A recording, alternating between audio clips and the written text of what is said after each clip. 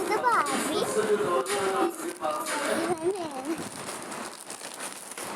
പിന്നെ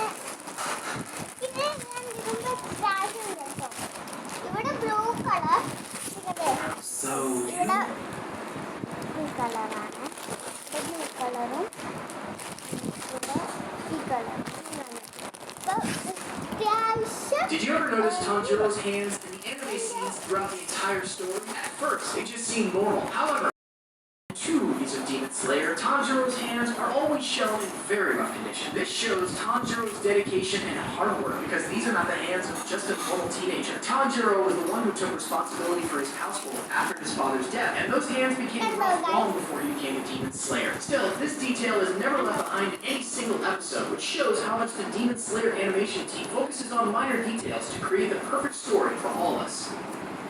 Let's rank the best costumes of every Hashira. Starting from the bottom, I think Sonami has the worst costume, even though he is one of my favorite Hashiras, but dude needs to learn some fashion. In the second to last, or 8th spot, we have Kyume, who is considered the strongest Hashira, but his outfit.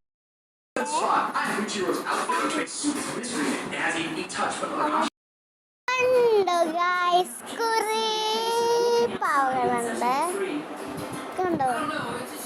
Seems a lot cheaper to use my flip-flops. Like I feel like these couple bugs. കുറേ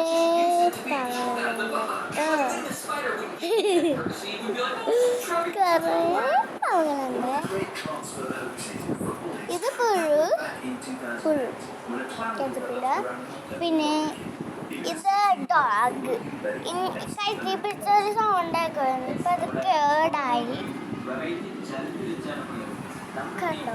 പിന്നെ ഇത് ചക്കക്കൊമ്പൻ എന്നാ പേരിട്ടേക്കുന്നത് കണ്ടോ. ചക്കക്കൊമ്പൻ ചക്കോല ഇരിക്കണ ചക്കക്കൊമ്പൻ. പിന്നെ ക്രൈസ് ഇത് അരിക്കൊമ്പൻ അരിക്കൊമ്പൻ ഇട്ട് പേര്. പിന്നെ ഇതാ